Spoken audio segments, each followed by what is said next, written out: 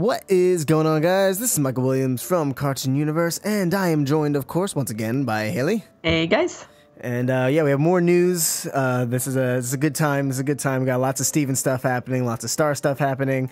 So if you were not aware, there was actually a Star versus the Forces of Evil panel. Darren Nefsey was there. I believe the voice actor for Marco was there, a couple of the writers, artists, and stuff like that.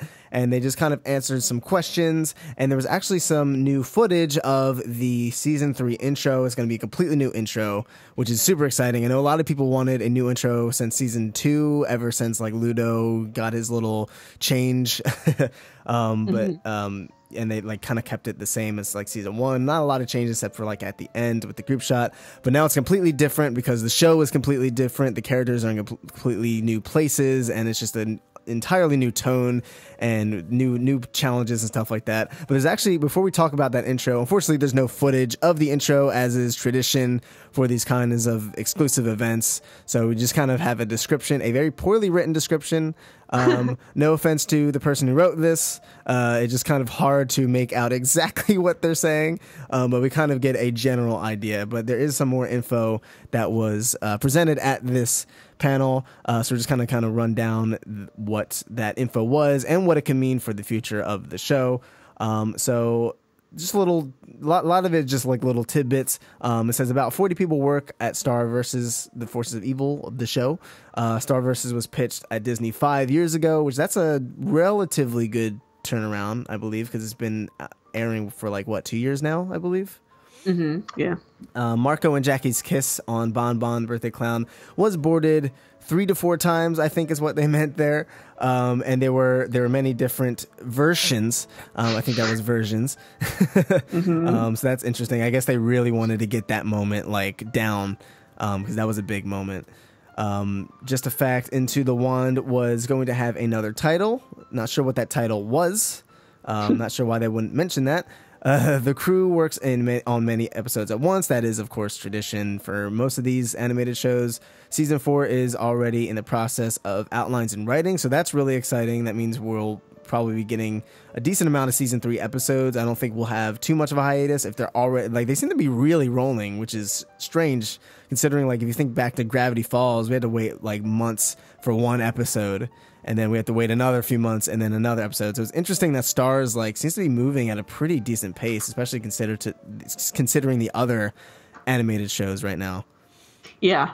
It says they're fairly into post-production on Season 3. If you're not familiar with what post-production is, it's basically just the final, putting everything together, getting the audio mixing right, stuff like that. And apparently they just did the first mix on Season 3, so I guess that means they just had the first audio mix down for the first episode of Season 3, I am assuming is what that means. They're already writing Season 4, as stated before. They're still boarding Season 3, so there is some more work on Season 3 to be done. This sounds like a lot of work right now. They're really working hard on this. So they're still doing animatics for Season 3. So Season 3 is still in production, but there is still post-production for most of Season 3, it sounds like. So we'll probably be getting Season 3 pretty soon. They are doing retakes for Season 3, so I guess they're re-recording some of the voiceovers. They're about to start recording for Season 4, so that's pretty exciting. And Adam talks about the process of voicing an older version of this character, so I guess just Marco being a grown man, being 16 years in Hekapoo's dimension. Talking about the process of the Ballad of Star Butterfly, so I guess they talked about working with Patrick Stump and stuff like that. Apparently Marco was going to be a samurai, which would have been interesting. He would have looked kind of like Samurai Jack, but the company said Cartoon Network would have sued them. So that's pretty funny, especially considering Samurai Jack had just come back recently. So it's probably really bad timing on that part. And they actually tried to get, so you were mentioning earlier the 666 and 667 isn't a foreshadowing anything, but they tried to get it as 666, but they couldn't because kids show. So what was the 667, Haley? So every 670 years the Blood Moon Ball happens, which is a very important episode. Yes. In this series, probably one of the few in Season 1 that are have a lot of importance on the rest of the show. And also in, what was the episode called with older Marco and Hekapoo? I don't remember. Something with scissors. Was it Running with Scissors? Was that yes. that one? Yes. Yes. Running with Scissors. And in Running with Scissors, older Marco has this dragon cycle, I believe, called Nachos. And on her collar, it says 667. Just a reminder that, they haven't forgot about it probably. I don't know. Who knows? Nachos might come back in the future, which would be awesome. Right. So it's pretty cool. Pretty cool character. Yeah, I think it's just a running number, just kind of referencing the blood moon because it's such a relevant part of the story. So I think that was more so symbolism, and we'll probably see that number around. Actually, we should keep an eye out for that. But yeah, so they said it doesn't foreshadow anything, maybe. So that means it foreshadows something. Mm-hmm.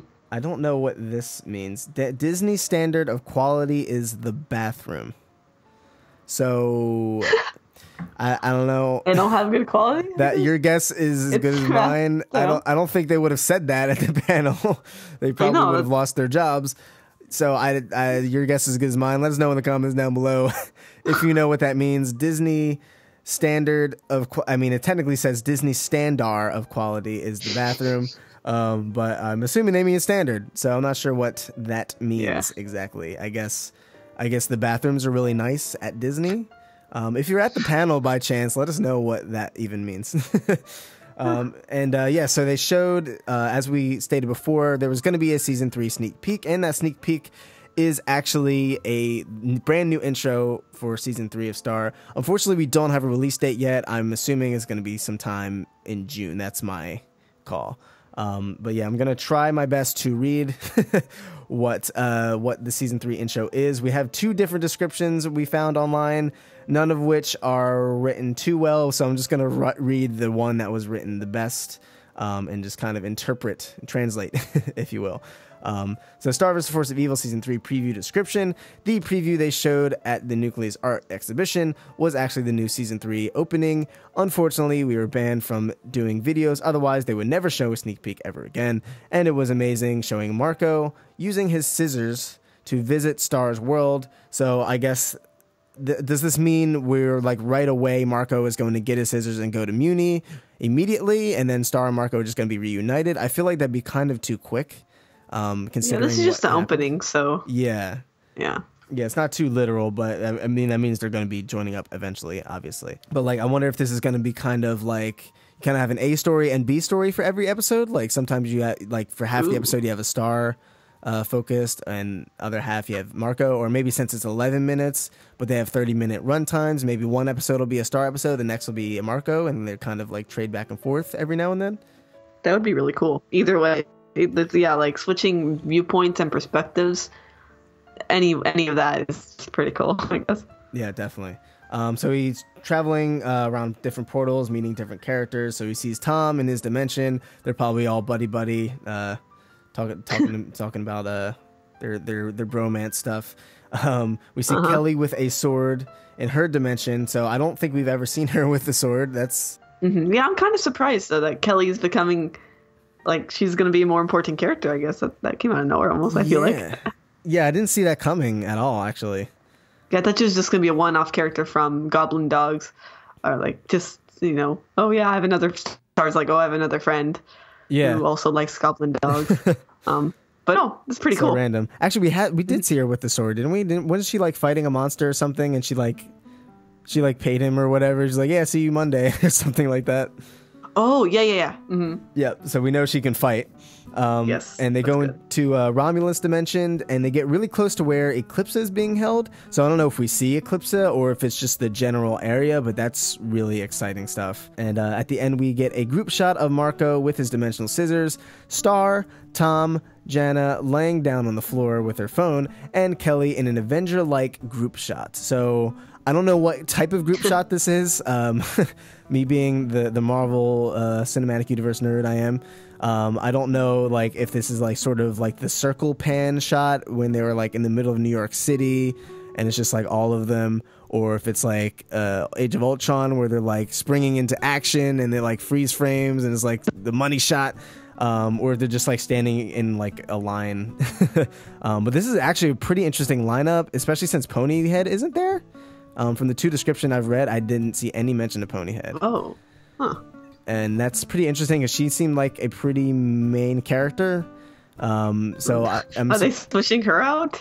Yeah, like it's switching Kelly? out for Kelly. Yeah, like that's Wow. really random. Like this is the line, like this is the squad, essentially, which is like not what I would have expected. I think it's pretty cool because it looks like Tom is going to be fully 100% redeemed and might be a true like protagonist now.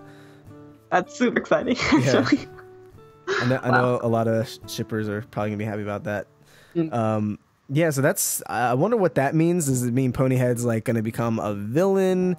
Is she gonna get like locked away again, like at St. O's or something? That's just really curious because Ponyhead has been a recurring character since almost day one. So I'm not sure what that means. Maybe they could have left her out. Maybe she's in the background. I don't know. That's definitely weird though. And we also see Marco and Star are squaring off against Toffee, who is still controlling Ludo in the final shot, where Star shoots the screen with the broken wand. So it's basically it sounds like it's just reminiscent of the current intro that we've had since season 1, where Ludo and his monsters are charging against Star and Marco, and Star shoots her a little blast. So this seems like it's going to be a much darker take on that. It'll probably just be Toffee Ludo, and I wouldn't imagine any monsters, since he seems to be pretty much rolling, doing his own thing alone.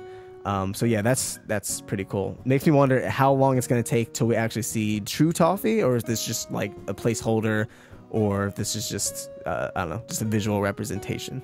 Yeah, I want to see true Toffee again, please. Your daddy Toffee. Hey. Wow. But yeah, this sounds really sick. Like I can't wait to see what it actually looks like. I hate exclusive clips at events that you can't see. It kills me. I know, yeah. Share the love. I didn't see any mention of the end screen where it's like the whole cast of characters.